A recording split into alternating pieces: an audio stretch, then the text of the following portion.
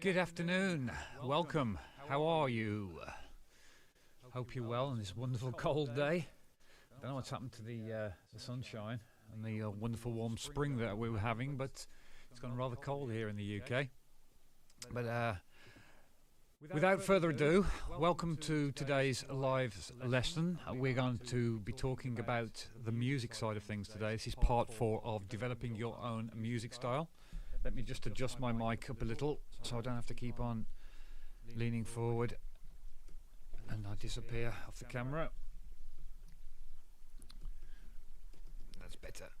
So, today we are going to be covering some theory, a little bit of music theory, not much, not massive detail, just a bit of theory, and also some synth anatomy, so synthesis, and then we're going to go into a couple of examples.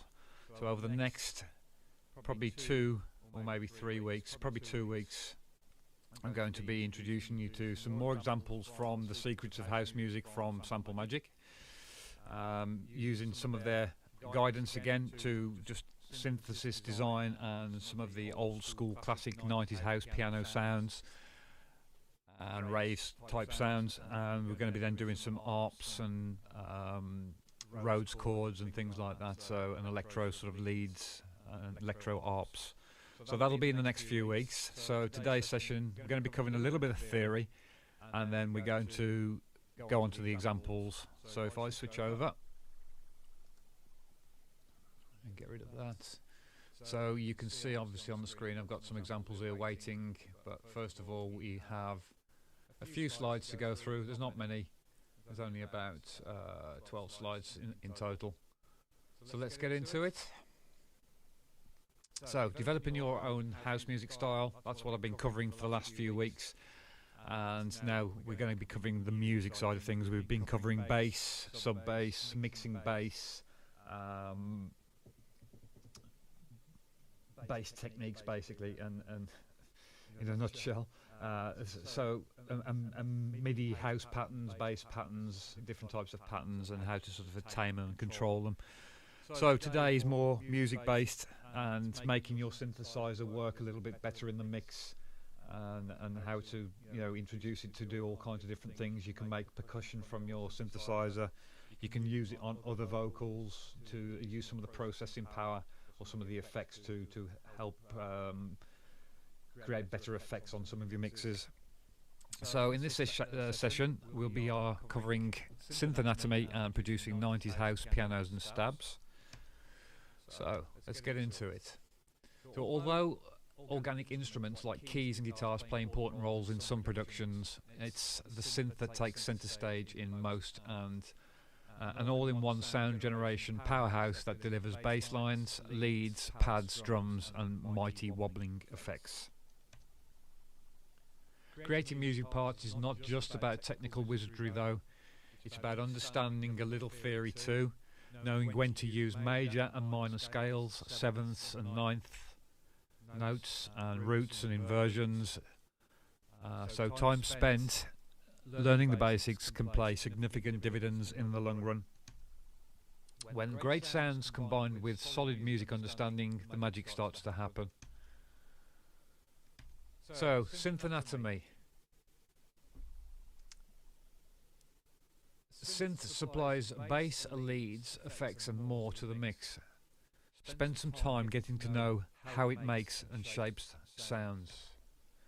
The synthesizer, that's a mouthful today, is the most essential and versatile instrument in the dance music studio. It can be used to create every element in a track, from a bass and drums to leads, pads and effects, and it can even be used to process vocals and other instruments to make them more interesting, which is what I started off saying.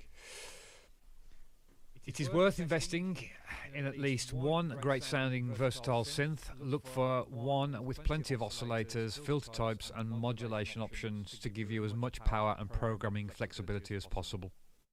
There are many fine sounding synths on the market that will do the job well, but it's better to find one or two that provide the features you need and learn to use them well, rather than owning dozens of synths that get used for preset surfing. Now, before we move on, an example of this, I've teamed up with Arteria. They've given me access to their vintage collection of plugins and mostly synthesizers, keyboards, and all the old vintage gear, and also their effects and their brand new pigment synth. So I've got 29 brand new synthesizers to actually use. So it's going to be a case of, do I install them all, or do I install a choice select few? And that's what I've done. I've tried to install them. Unfortunately, we're having problems with the activation center, so I'm in touch with the support team at the moment trying to resolve that, so I can't actually use those examples today.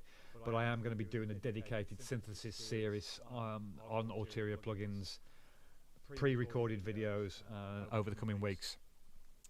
So in fact, the point I'm making is, you know, I've got all these 29 synths. Do I install all of them, or do I install a select few that have really got the correct characteristics that I'm looking for? And that's probably what I will stick to. I've already installed about 3 full synths so far, and knowing what they are, the Juno, the Jupiter, for example, the Moog, I might install the Moog organ, so they've got the classic sounds I'm looking for that I use in my productions. And then I'm learning just a small set of synthesizers rather than learning all 29 of them. I will install the Pigment, I think, as well, because that's a very, very powerful sound design tool. More digital synthesis than subtractive. So let's move on. There are many breeds of synthesizers offering different flavors of synthesis, including analog, digital, additive, FM, wavetable, PCM, and granular, which is what I just sort of mentioned, like with the new Pigment synth. That's pretty much like a digital additive synthesizer, very powerful, similar to I think Serum. But the most commonly used is the good old analog, or the virtual analog subtractive synth. It's used to shape and create bass sounds and kick drums and percussive sounds and all kinds of things. As the name suggests, this takes a raw waveform and runs it through a filter, which subtracts frequency content before it is further shaped by a series of modules like envelopes, LFOs, to give the final waveform that reaches the ears. So, moving on, and I just want to say welcome if we've got some new subscribers to the channel, and also anybody who's watching, welcome. I hope you're enjoying the content. So we're going to move into oscillators. So I've got 2 examples on the screen here, 2 of the examples that I've been using just to try and get into the nuts and bolts of the synths, and I'm finding different tones coming from the oscillators in both of these synths, and I'll show you these examples later. There we've got the standard oscillators on Saurus, and also we've got like 2 oscillators and then a sub-oscillator on each oscillator. And then we've got on Sylenth, we've got 2 oscillators in bank A, and then in part B we've got also another 2 oscillators, so technically 4 oscillators we can stack up. So it all starts with the oscillators. These supply the basic waveform that makes the synth sing. The waveform can be combined to produce complex tones. The classic analog waveforms are sine, triangle, sawtooth, square or pulse waves, and there are variations of those square pulse waves, and a noise oscillator. Each one has a distinctive sound based on its harmonic content. Sine waves are the simplest and purest waveforms, producing just the fundamentals and no harmonics. Triangle waves have some harmonic overtones. So again, if you're looking for a bass tone, either a sub, use a sine wave, or a triangle. If you want a sub with a little bit of harmonic content, use a triangle wave. Saw waves have both odd harmonics and even harmonics, giving them a rich, full sound, much like a brass instrument. They are the raw waveform used for many basses and the generation of raw electrode lead lines, because you've got the solidness. If you pitch a saw wave down 2 octaves, you've still got the bass solidness, but also some rich harmonic content in there as well in the upper octaves. They also square waves have only odd harmonics and sound hollow, like woodwind and reed instruments. So again, you know, they're great for sort of those type of instruments, hollow type bass sounds, etc. Noise comes in white, pink and pink shades, and it is used to make edgier sounds, percussive noises and special effects like whooshing effects. You can use white noise and shape it. There is brown noise as well, but we don't tend to use that in a synthesizer. That's more of a sort of a mixing technique and can be used to a certain frequency. And there are sort of pink noise we use again as a mastering technique, to use a pink noise line through a mix. And if you actually run pink noise all the way through, record a pink noise filter, sorry, or a pink noise oscillator, and actually put it through the entire mix, it adds a lot of sort of richness into the sound, very, very subtly in the mix in the background. It can sort of fill out a blank mix that's sort of missing content and sounds sort of flat, really. So just add a touch of pink noise, not white noise. White noise is more for hi-hat sounds and splattering type effects and whooshy effects. So the sub-oscillator, a slave to the main oscillator, the sub sits 1 or 2 octaves below the master and is used to add thickness and character, especially to bass sounds. Fine tuning, we use this to detune the oscillator slightly for a wider, richer tone. Detuning by a few cents causes the oscillator to breathe or beat against itself. So you imagine the waveforms are slightly sort of coming out of phase and they're beating against each other. Just like an old analog synthesizer, where when you switched an analog synth on, because they were valve, they had to warm up, and after a while sometimes the oscillators actually slightly, the waveforms would drift over time. So you notice on the silent image there, you can actually see the re-trigger. So the re-trigger, what it does, when you make a bass tone, you actually want re-trigger on your synth, on your oscillators.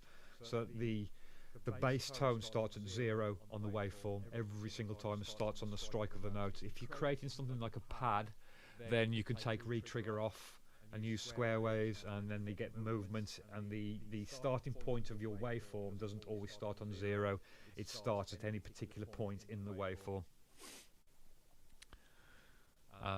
So if you want to create that sort of classic D. Ramirez sound, you just detune by semitone intervals, like a 5th or a 7th or something like that. Pulse width modulation, or PWM, the symmetry of a square wave can be adjusted to produce changes in timbre.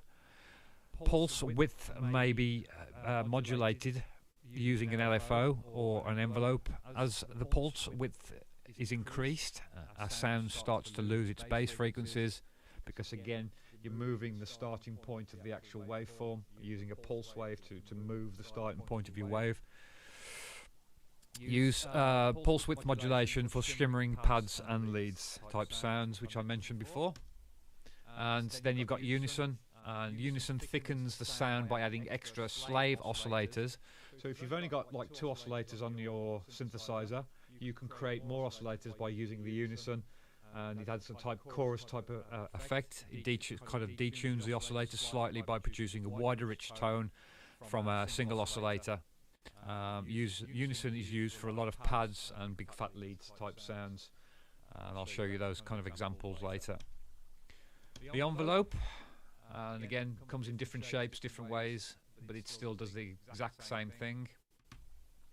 When a note is pressed, the synth generates not just a waveform but also an envelope. The envelope generator is a modulation source used to control a parameter so that it changes over time.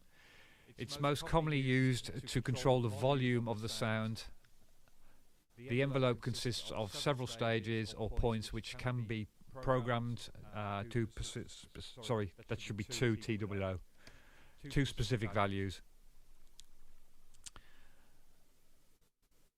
So you can see there that mimics the 2 slider sort of controls at the top. You've got one which is a knob controller on Saurus, one on Silent. You can see the ADSR pattern at the same there. So the attack, when the key is pressed, you have an attack. How quick the note comes in, whether it's slow, which is nice for pads.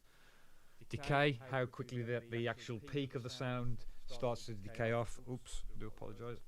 And then sustain is the actual sustained volume of the sound. How long does it stay up there for? over the period of time, and then release is obviously the release time. As soon as the key is pressed, how quickly does the actual sound start to dissipate away.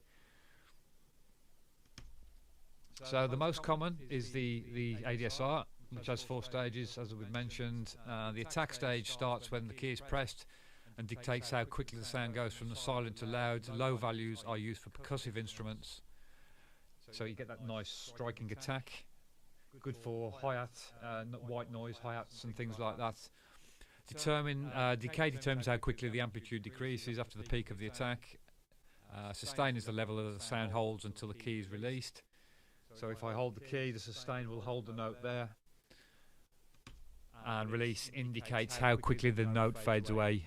So use a long value for pads. So if you want those nice rich tones, slightly slow to medium attack, and a medium release. So everything has to run through a filter. Most subtractive synthesis, imagine blocks, it's coming through the envelope. I'm going to move that because that keeps knocking. So imagine you come through the envelope and you've gone through your oscillator, it's come through your gain stage in envelope, and then you've got to go through a filter, and the filter subtracts frequencies all away in different zones. So the filter is a type of EQ used to shape the harmonic content of a tone. It does this by removing some frequencies while letting the rest pass through untouched. The 3 most common types are low pass, cuts low frequencies, ideal for bass sounds. High pass cuts low frequencies, good for pads, and band pass we have as well, which is good for sort of cuts both frequencies, both sides. You'll see at the top of this example here, we've got a 12 dB filter, and we've got a low pass, a high pass, and a band pass filter. And then on the bottom section, we've got a 24 decibel filter with a low pass. And as it mentions there, some more exotic synths also have a band reject and comb filters. So we have a kind of a band reject there and a comb filter. You can see the comb filter is like a spike, and it combs across the filters and sweeps almost a resonant point of the frequency, whereas the band reject is rejecting a certain band of frequencies and it's cutting them out. So it's moving across the band like so and just cutting those frequencies out. Cutoff controls the frequency at which the filter cuts off the signal. It's probably the most widely used feature of the synth in electronic music.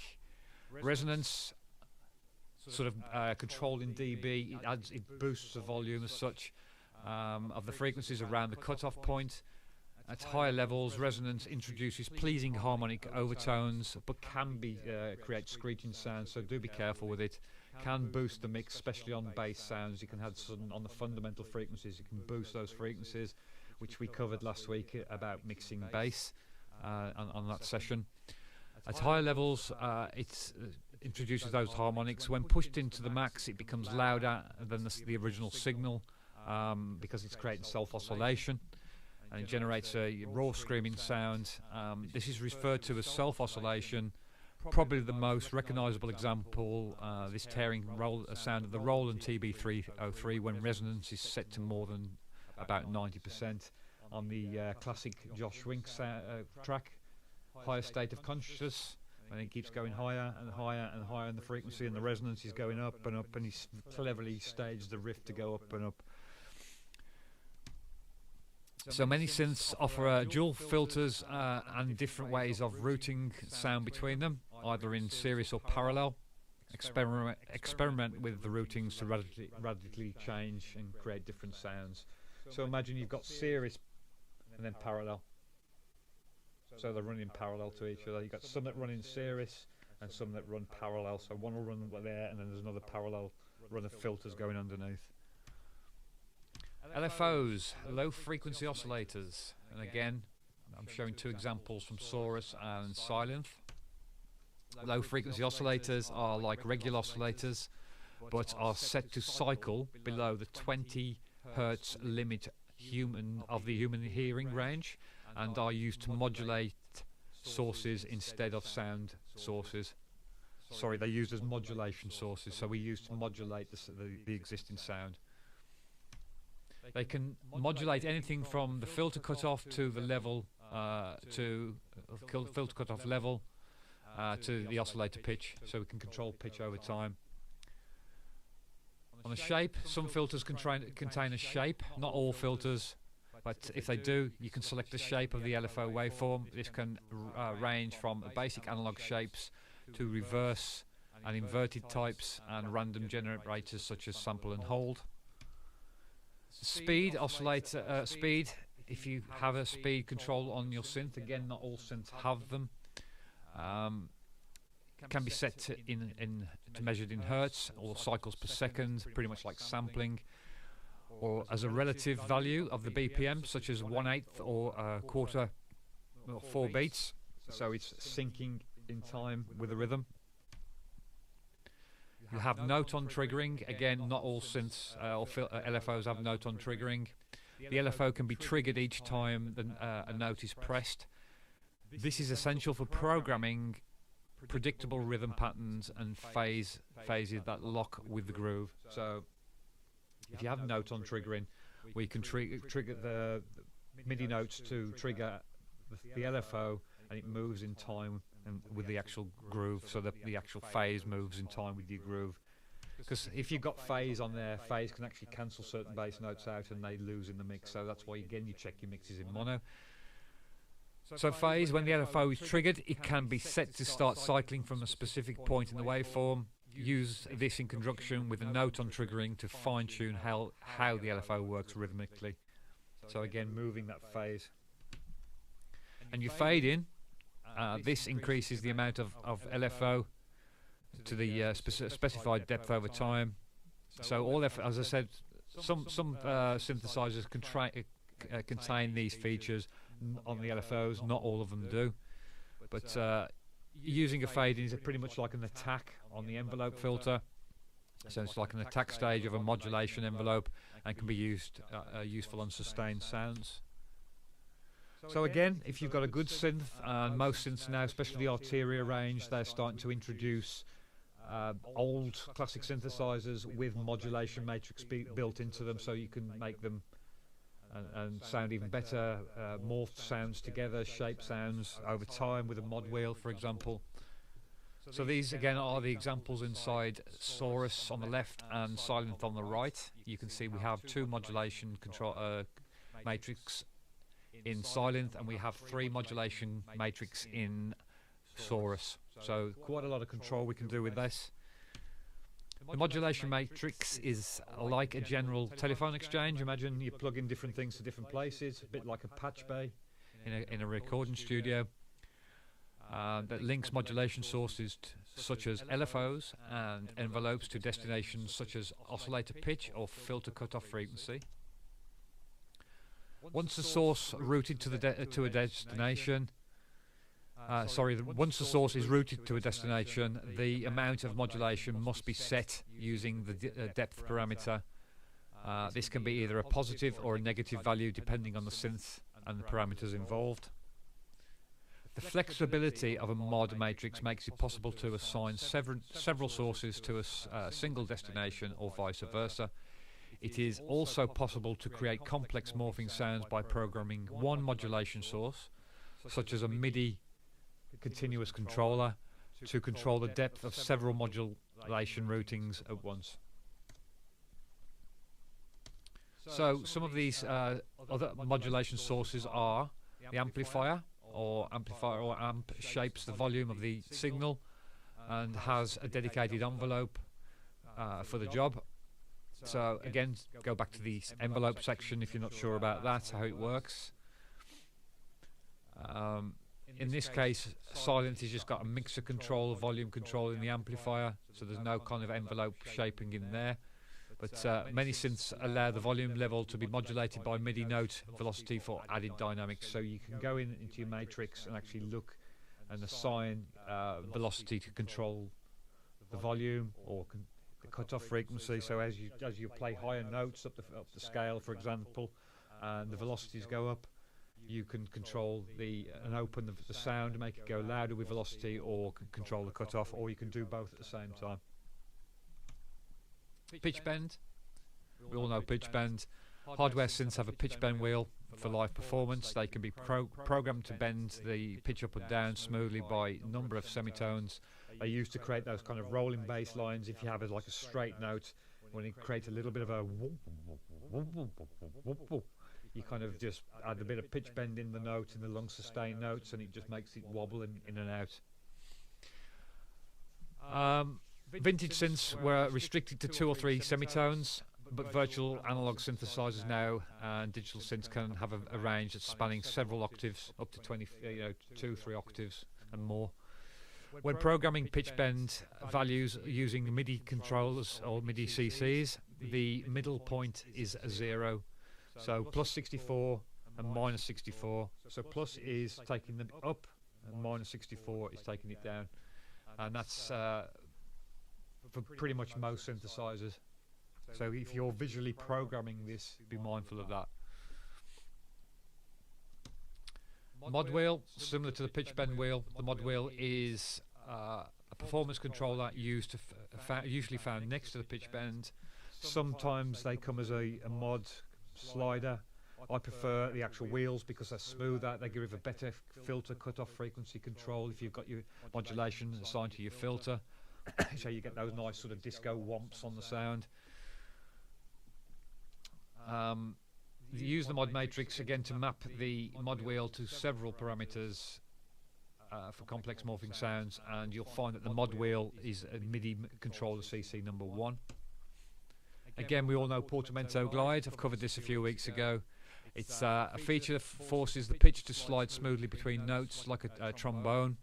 Depending on the synth, you can be triggered for all note events or overlapping notes in legato only.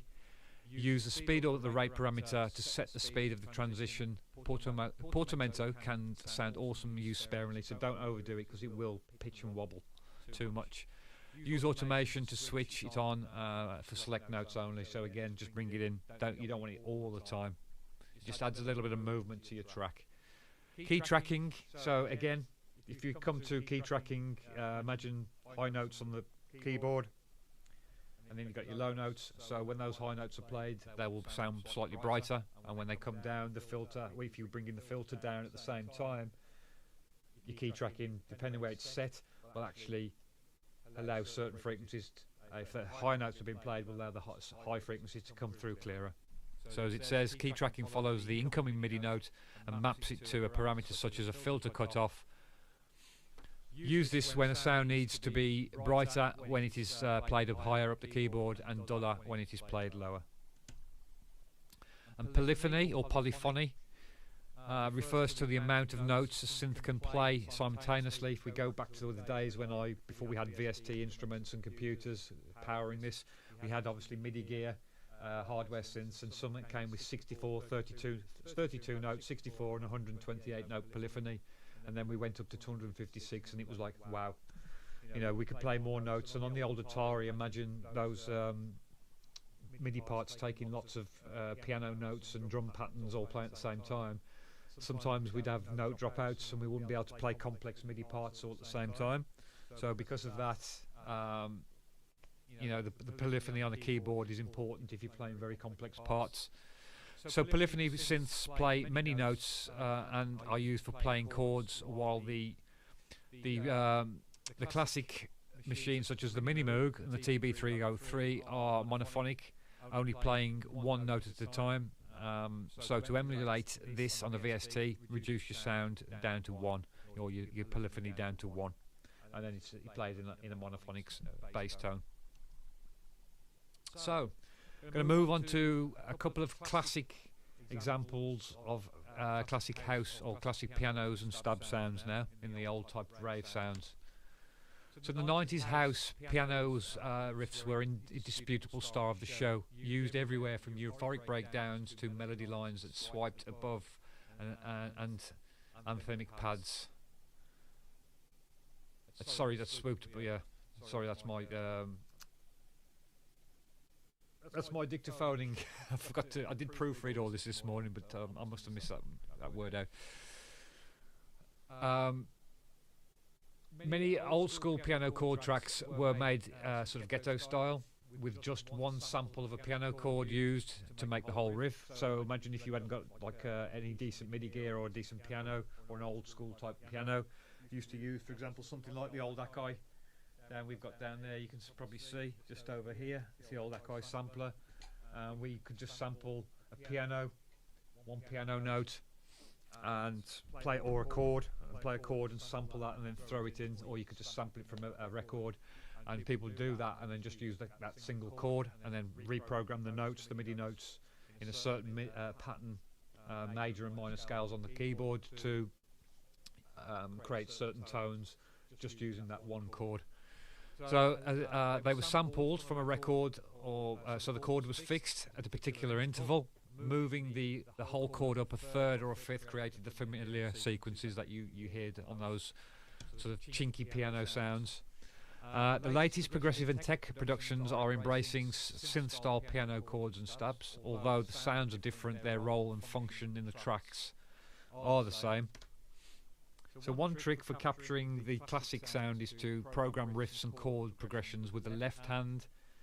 So your progressions are with the one or two notes, and with the right hand syncopation. So da-da-da-da-da-da-da. The left hand plays a single note bass part that sits on the root of the chord, and so we'll see the in theory image shortly, while the right hand plays the chord section. So roots and the minor scale. Classic piano riffs and prog stabs work well using a standard minor scale like C minor or CM, illustrated above in a second. The C minor scale is made up of C, D, E, F, G, A and B, as you can see here. So C, D, E, also E flat, or D sharp if you want it to be, but because it's not a major scale, it's classed as a flat note, so we're in a minor scale. If it was in a major scale, it would be a D sharp. So then we've got F, G, A and B flat, and again if that was in a major, that would be A sharp. So pianists use both hands to construct melodies, with the left hand typically playing the supporting bass notes, as I mentioned, and then with this is also the case with old school rave, where the left hand plays the root note while the right hand associated chord plays an octave or two higher. The root note is the note on which the rest of the chord is built. So for a C minor chord, the root is C, and for a G minor chord, the root is G. And we can use inversions of those obviously as well.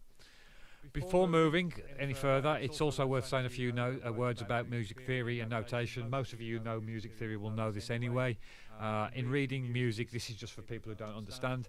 In reading music or chord progressions, major chords like C major are usually just shortened simply to C, while minor chords have a small m after them like C minor. A B symbol indicates a flattened note, which would be technically in a minor scale, and E flat, well, so for example there, E flat means E flat and sharp means sharp. So C sharp minor means, or C hash minor M, or C hash M means a C sharp minor. Seashells on the seashore. That was a mouthful. Glad that's over with. So, classic pianos and stab examples. And we'll all know this one when you hear it. So example one. This euphoric rave style pattern starts with E flat major. Even though I mentioned that it might be in a major, it's technically a sharp. It's actually down as E flat major in this one, so it's been used as E flat major. Technically, if I was to move that into a different one, you can see that it's showing as a D sharp, but it is actually an E flat. If you look at the MIDI note, it's showing it as a D sharp because it depends which scale that you're in inside the Ableton MIDI chord. And I noticed that yesterday when you switch your chords, and I'll show you that shortly. It changes the notes sometimes to a flat and sometimes to a sharp. So it starts on an E flat and quickly the chord quickly flips. I don't know why the word book's there. I do apologise about the spellings on this today. It's been such a busy week, guys. I've recorded 28 videos this week, so I've been extremely busy. I've just had to try and cram all this portfolio stuff in the last 2 days, pretty much.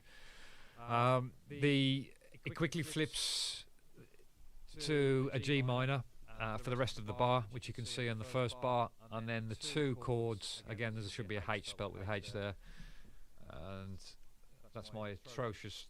I should have captured that. Like I said, I do apologise for the bad spellings in this today, guys. So the two chords are closely related and use the G and the B flat notes. The second bar is more dramatic and jumps from A minor to F or F major. This clever switch swaps the high E note for a low F note, helping to shape the melody line more dramatically than if it had moved to the IF instead. The other two notes, A and C, stay the same. So in example 2, and I'll come and play these two examples for you shortly once we've gone through the slides. This pattern starts in G using the first and third and fifth notes of the chord. The low G note jumps up an octave for the second bar to make an inverted chord before dropping one note down to the F sharp and harmonising to B minor.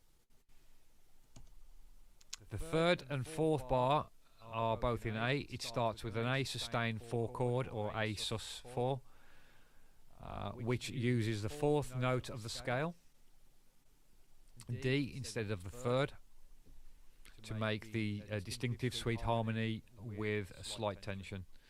The drop, or the D drops down to a C sharp note, and the chord resolves round to an A. So, making an early 90s house piano. The only way to get the authentic rave tone is to use a real piano sample set. So if you've got a nice real piano, an authentic real piano sample set, that will get that. A 90s keyboard or a software sampler. So in this example, I've got the classic machine for the early house 90s piano is the Korg M1, and it's a virtual version of it, part of the Korg Legacy collection, digital collection. So look no further than the first preset and preset 01 and piano number 16 for the sound of those old tunes. Now, if you don't have this, you can get a free demo to start off with. I don't have this installed on this computer. It was on my old computer, but unfortunately I don't have it installed at the moment. I've got another one, so if you haven't got the Korg, failing that, make one yourself, and I'll show you how shortly. So brighten up the piano and help it cut through the mix. Use a parametric EQ and boost up to 4 decibels between 3 and 6 kilohertz. You can see there I've gone quite extreme on that. That tends to be my go-to EQ for my house pianos, to bring out the mix, stripping the bass, brings out the high harmonic frequencies, and I'll show you a few other things shortly inside the basic classic piano, grand piano of Ableton Live. There's a few things you can tweak to make it sound a lot more striking harder on the notes and really brings the tone out.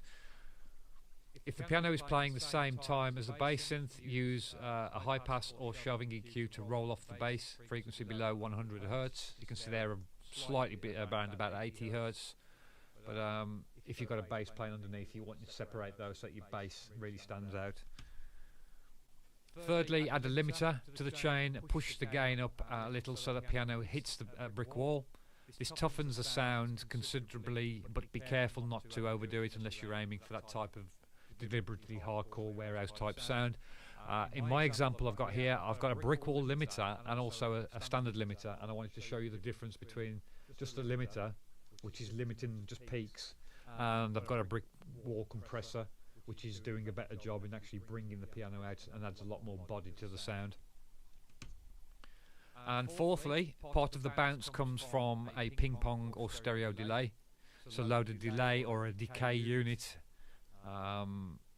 such as a Sound Toys decay unit on there, you can use on the effect bus and send some signal its way with an echo time of around 1/8 note of a medium number of repeats. So again, Abletons are slightly different unless you set the dedicated millisecond delay times. The ping pongs are slightly different. So again, it's trial and error, guys. It's about getting movement. So lastly, we're going to walk through this and then I'll show the examples. So these are synth chords type stabs, tech and progressive, and again I'm using different synths, two examples for this. I've got Silent and Saurus. Silent, it doesn't sound great when trying to make this type of sound for me personally, but Saurus does. It comes off a little bit better. And again, the examples inside the Secrets of House Music Production book, should I say, I'm hoping you can hear me, guys, today, because I think this this sound has been quite down, quite quiet. So I'm hoping that I'm coming through the mix quite loud. I hope that's a lot better, guys. I do apologise if the sound has been very quiet. I didn't realise my master's levels were actually down on my mixer. I must have knocked them. In fact, yes, I have. I've knocked them with a lead. But yeah, so the examples are in here, guys, and I'm just going to come to those shortly. But they're using an Access T virus, and it's obviously got different parameters and different filters and stuff. So apologies if that's been quiet for the last half an hour. So classic style synth piano chords are used as a favourite with tech house producers, using preferably 3 oscillators. So you tune the second oscillator to a different tone, creating a 1-finger chord, using a 5th or a 7th, or for a sort of progressive style or a darker sound, use a 3rd note or 3 semitones. Use saw waves for all oscillators and tune the 3rd one down by an octave. Add some white noise for texture and percussive texture. Set the envelope to mimic a real piano volume curve with a short attack and slightly longer decay, and release and sustain set at 50. And choose a 24 decibel low pass filter and add some touch of resonance to it. Set the cutoff to around 25% and filter envelope depth to 66%. Fortunately, I don't have any envelope depth on these at the moment, on these two, on these different synths I'm using. So again, like I say, the examples in this book, they're using a different synth, so they have on the virus and envelope filter depth. To get the classic stab sound, play with the filter decay and automate it to catch nice harmonics. So automate over time, so you catch little harmonic spikes. And this can be done by using the velocity parameter as the decay modulation source. And then finally run it through a bit crusher to ruffle it up a little and introduce some lo-fi grit. Tweak the downsampling value to introduce harmonic variations, and attenuate the harmonics by adding a ping pong delay and Hall reverb to the effects chain. So guys, just quickly, in the next session I shall be covering producing fat leads and arps, the type of electro sound. So that's it. Let's get into the session. Let's get into these examples. And let's just see if my sound is much better now, because I say, yeah, my sound was down here, so I was way down here, guys. I do apologise about that. Hopefully you can hear me a lot better now. Silly me. As I say, it's been such a busy week, guys. I just literally had to rush in. I've had such a busy morning. I had to rush and get this done very, very quickly, get the content together, and check it all over this morning. And I had about 10 minutes. I was caught out somewhere. I was out speaking to a neighbour, and I ended up half an hour later losing time, so I had to delay this session slightly as well. So let's further ado, guys, let's go into these examples. And here's a classic piano. Now first of all, I'll play the piano riffs, and then I'll go back and reverse engineer the sound and show you a few different things. So I'm going to take the hardness off as well, and you'll see the difference with all of those. There's a glue compressor, the EQ's pumped up, brick wall limiter. I have got a Haas effect, and I was putting some send delays and reverbs coming through, and a bit of stereo sort of bass control on there as well, just to add a little bit of movement, chorus movement in there. So let's play you these examples.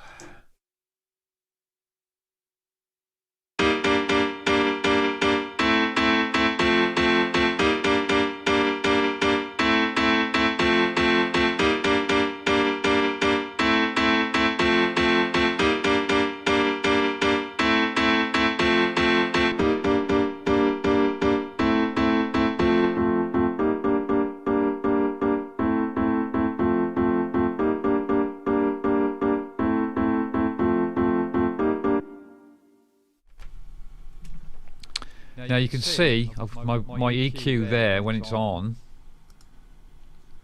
Oh, it's got some control here, so I could actually control this with the EQ, with there, and add more brightness into it, so that really brings it in. You've got the hardness control. This adds a lot more tone to it.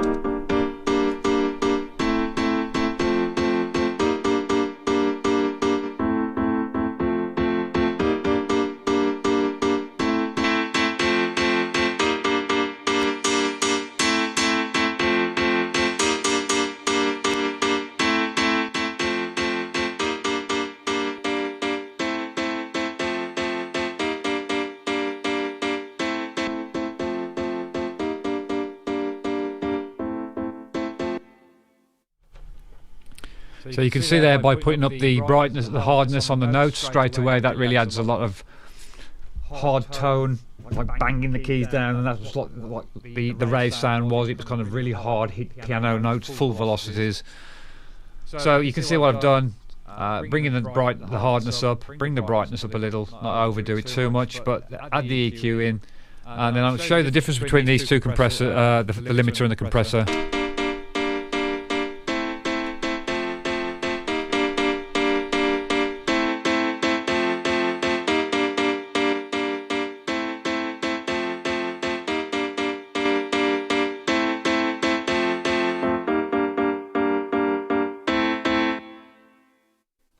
And then the final thing I do is just bring in a bit of reverb into the mix and a bit of delay, which I'll run in through here. So I've got the highs cut off there on that. I've got the lows also as well. So just nice bit of reverb and delay. I've got these set onto a standard 3, and I'm syncing the left and the right. So you hear the difference between when this is put on.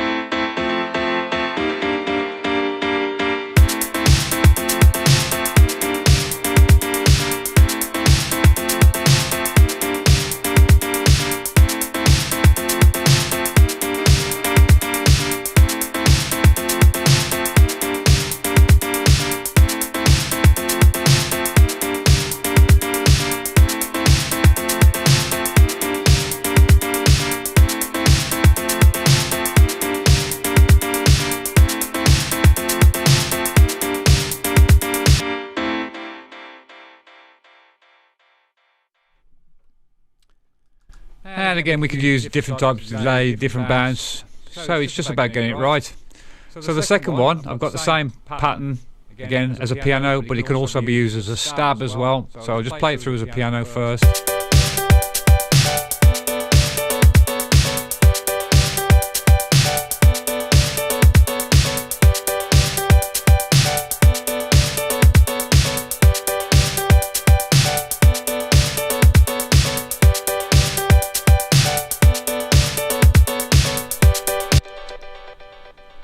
Okay, so excuse me. So what I did, I just obviously tried it on a piano there, but then I've got silent. So I'll show you the silent one first. Not impressed by this, to be fair. This is raw. There's no effects or delay on there. The reverb and delay does really bring the sounds to life, and you'll see what I mean shortly. But Saurus is fantastic, and I'll show you this. But again, when you are tuning your oscillators, if you've got a piano sound that's in a certain key and you tune your oscillators, just be mindful if you're tuning certain semitones, because not all the notes will sound in key with everything, so you may have to adjust some of your MIDI notes on the lower harmonics up into a different interval, slightly higher, just to get a different feeling of the tone. And again, you might have to just move them slightly within the scale as well, because when you are adding sort of detuning, or should I say sort of note tuning to an oscillator, it can sort of detune away from everything else in the track. So if you apply it there, you're going to have to apply a little bit of sort of tuning to every other element in your track as well, so that they all sit in the same sort of key. It's easy to sort of get lost, and it used to happen to me quite a lot, and I used to think, well, why does that not sound quite right, even though I've just tuned all of that and that sounds great. As soon as I add this element in, or piano, it doesn't sound in tune, and it's because they're obviously clashing and they've been tuned, even though they're harmonically, with the should tune in key, sometimes they can just slightly sound out of tone, and it could just be a low note in the lower region that's causing that to sound unpleasant. So just try moving your notes into a different inversion. Okay, so coming back to this synth, I'll play the silent one. I'll show you what I did. As per the walkthrough, 2 oscillators. I did 2 voices. I've left the polyphony up to 4, and again here, same going on here, but I've tuned this one so that when I play one note, you should get a chord type sound.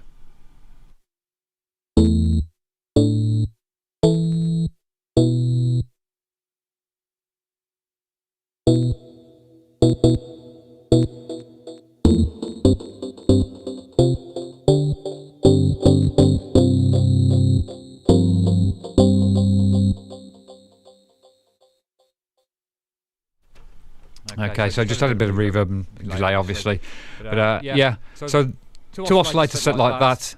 What I've done here is I've copied the envelope. So I've set one envelope, I copied and pasted it into the second envelope here. You can actually link these as well, lock them. You can link A and B together. And this is great because if you want to actually control the release just on one and automate one parameter, then you can.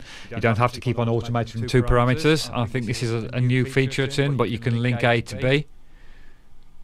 So pretty much that will mimic exactly what's going on the same one, and that's great. But obviously, you know, that's good if you want to release a release time that comes up and you want to open up with a pad sound and stuff. But sometimes on the bass you might just want that separate because you want to be able to control the shape of the actual oscillators individually in the oscillator banks. So the second one, we've got same again, a saw wave, and then we've got some noise, very, very low in the mix, just one voice of noise. We don't overdo it. And again, they're all on retrig. I could leave the white noise off, so it's not going to make much difference with that, because white noise has got no discernible pitch as such.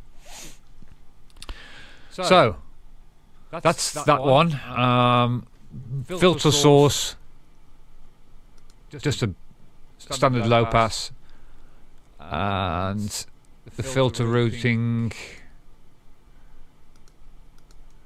Let's have a look. So the filters here is A part B, and then I've got the filter here B and A, so they're combined together so that they both control with each other. But again, different routing types, slightly different routing types, not many in Silent.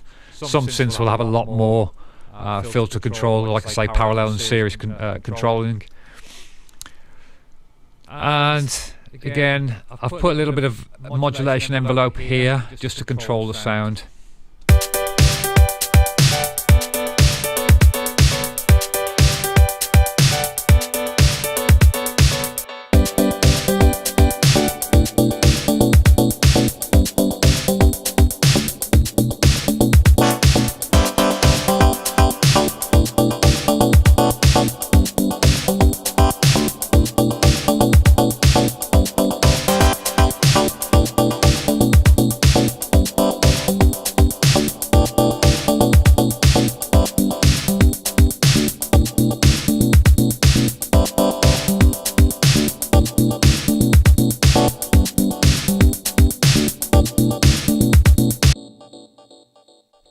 So you can see by me just literally automating that up and down very quickly, I'm catching certain filter spikes where the cutoff point is, and it's just creating nice pleasant rhythms, and with the delay on there you just hear them carry through, so it creates a nice pleasant sort of stabby rhythmic sound.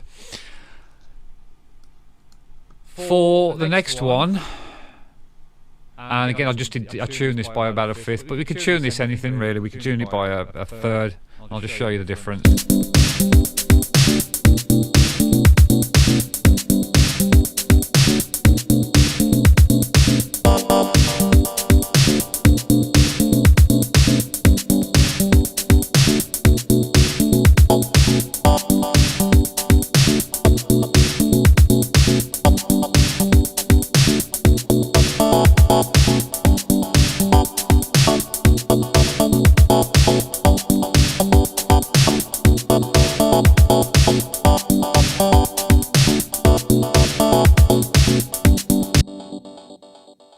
You get the idea there. And again, you could automate that like that. You could record that in there, latch it on if you're using Logic, and record that in like that. It's like you just copy your automation. Or you could even better so, what would be the best thing to do, rather than automating that across the screen, is that you would go into your MIDI clip here, and you draw the automation inside one of the lanes inside here. So we've got the mod envelope there, for example. Mod envelope decay. There it is. Look. So if I'm doing that, I'm just doing that up and down. We could record all of that into that MIDI part, and then duplicate it across the whole screen, and then it's embedded into the actual part itself then, rather than coming across the screen and trying to control the automated lane and do it all across there. I mean, you can do that. There's nothing to stop you sort of doing that, really. You know, it's there. It's just that sometimes it's easier to actually have it built inside the envelope itself. We could create quite fine, and we'd have to sort of probably go in and out like so, and build it in and work it out where we want it up and down. But the best thing to do would be just to go into the clip and actually physically arm record the clip and record the automation inside the clip. But I won't spend too much time on that, guys. I want to go back into this next one with Saurus. And I'm just going to show you a couple of basses I've got here, and that pretty much will wrap it up for today's session. I'm coming up to about an hour now.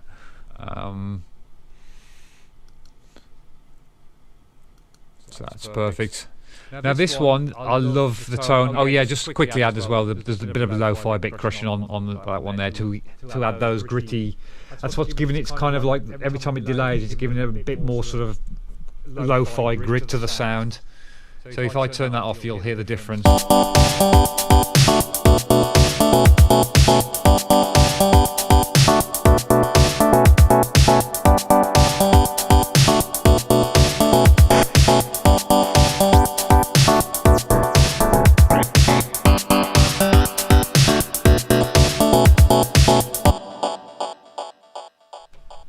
So the next one is Saurus, and this is a little bit more simple than Silent in terms of oscillators. Like I say, we've only got one oscillator, two oscillators, and a sub in each one. You can tune the oscillators here, but it doesn't actually show the physical value as such. You only get is like a 5/4 or a 4/3. So I'll show you the difference with that. But when you start combining it with a piano, then that's when I mentioned that you've got to start tuning things, and things go slightly out of tune. But I'll just show you this. I mean, obviously, you know, you can build. If this becomes the main sound of your track or your breakdown, then you know, if the piano's not playing, as long as it's technically in the right MIDI notes and in key with everything, and sounds sort of musically in key, there's nothing to stop you using this as a layer at some part of your track. So again, I've got saw waves all the way through. The subs are on saw waves as well. I've got a little bit of different mixture going on, a little bit of pulse width modulation on this one, a little bit of noise here. The tone, I've slightly boosted the tone here, and again I'll show you the difference in all of these, and I'll play it through. But this has got that kind of Sasha-esque expander type sort of vibe to it.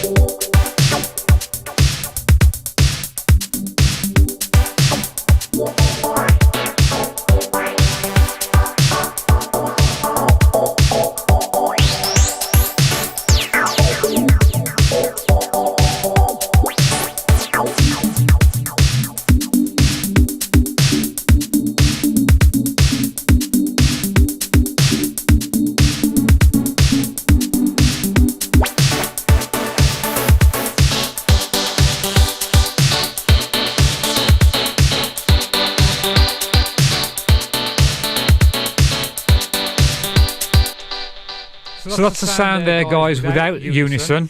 And then when you start adding unison in, you can hear the difference. It sort of really widens the sound. I'm going to play around with some of these parameters here and show you these as well shortly. But you can see that this decay doesn't really do anything there, because it's not a modulation decay, it's just an envelope decay. and it doesn't really have the same effect as it does with Silent.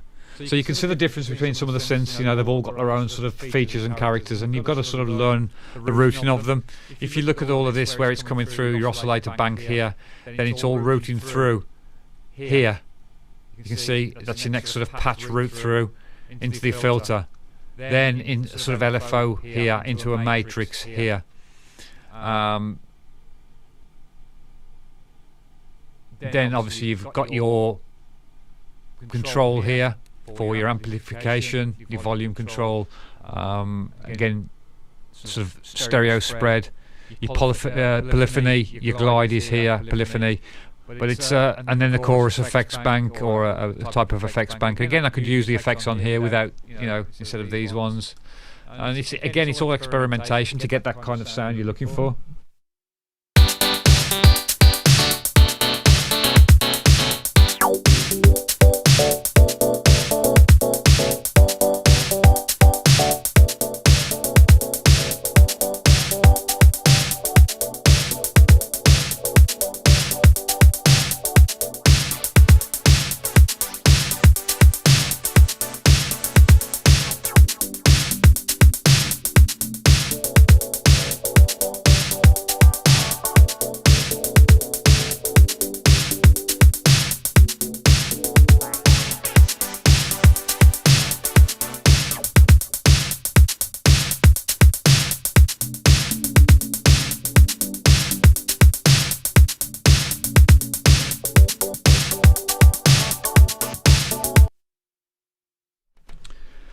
Now that's what I wanted to show you guys. So the reason this envelope wasn't working is because I hadn't actually set my envelope sort of send look, filter envelope send, or envelope depth.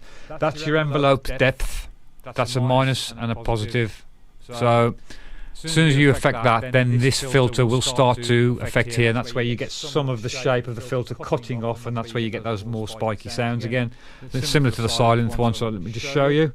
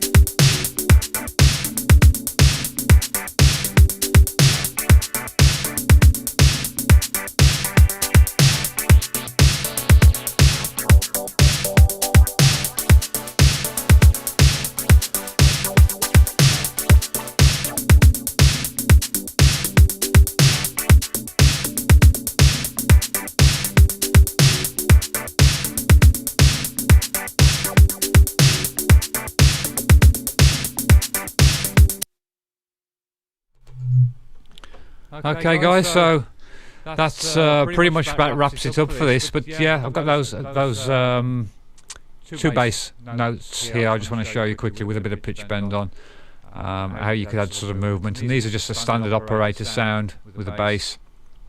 These are not really part of the old school thing I was going to show you, but just the standard use of pitch bend really. And this one, as you can see, is just a straight note, F sharp, F. And if let me just kill these channels here.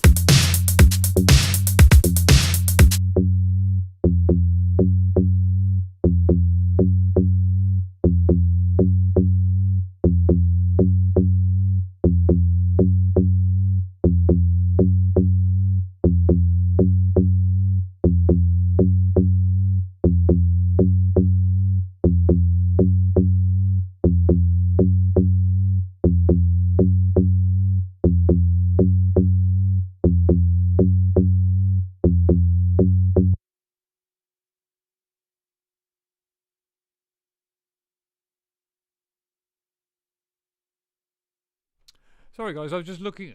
I was just looking for something, guys. I'm looking for the actual pitch bend. If there's a pitch bend control in here, inside this, there's got to be something. The amount of I've actually forgotten where this is gone. My bad. I'm just looking to see if there's actual pitch bend range, because I don't seem to have much control over the note bend time, and I thought it might be in the pitch envelope section. Glide time, sound glide. No, can't seem to find what I was looking for. I was looking for a pitch bend range. So for example, like on Synth, when you look at your pitch wheel here, obviously the bend range, and that was just so I could actually create that sort of movement. I wanted to be able to sort of pitch in a few semitones. So we could do the same thing with this actually. What I could do is I could just take this bass tone. I'm going to recreate silent. I'm just going to just duplicate the silent here. I just want to emphasize the use of bass or pitch just on a static tone. And let's completely strip this back very, very quickly. So we're doing a little bit of synthesis here. I'm going to clear, initialize that. And I'm going to build the sound, guys, so I'm going to go off the mic a sec.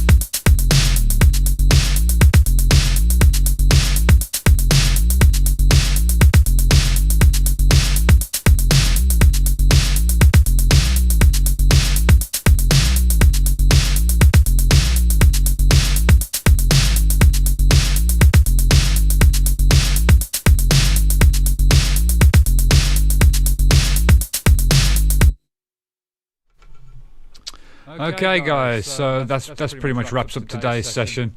I just wanted to sort of show you Just pretty much making a bass sound there from scratch, really quickly. Getting a few harmonics in there. Obviously I could take this out.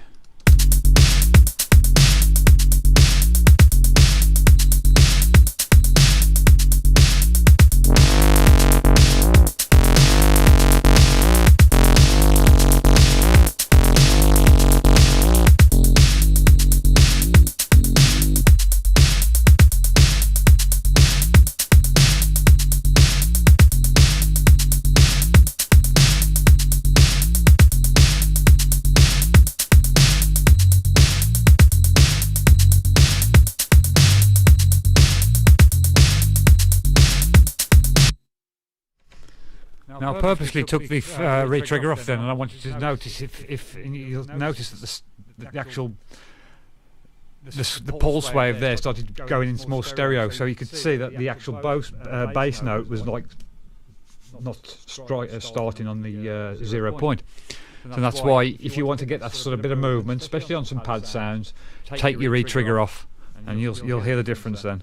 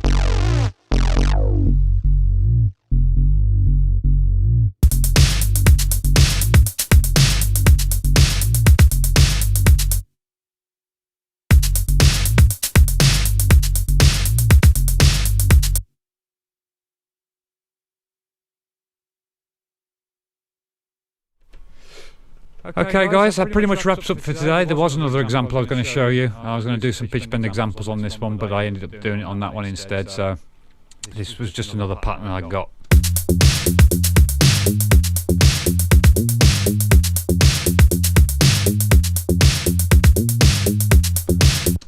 So that was just another example I was going to go through and show you some pitch bend movements on these different notes here, but as I say, I've ended up sort of showing you in here and in here, in there instead, and sort of doing it inside these. Where are we? I've lost him. There he is. Ah, there it is, yeah. So, I hope you've enjoyed today's session, guys. As I say, next week we are going to be doing some electro ARP type sounds, and going in then the following few weeks more into sort of, again, pads and things like Rhodes piano type sounds and stuff like that. So more about the sort of synthesis side of it, the sound design side of it again. So there'll be a couple of more weeks of this, and then we'll be moving on to a new series, to a new section. I'll probably do maybe some vocal stuff, or if I don't know yet, or maybe actually creating some sound effects using the synthesizers. I might keep it actually to finish off this series about making sounds like Rhodes and stuff, and I might actually finish off with a section on creating sound effects, those type whooshing effects, alarm sounds, and controlled with LFOs and things like that. So yeah, I hope you've enjoyed it, guys. If so, give me a big thumbs up, and please share the content with your friends, and let us know if there's anything that you want to ask me. Just drop a comment below, and we'll see you on the next one. Take care.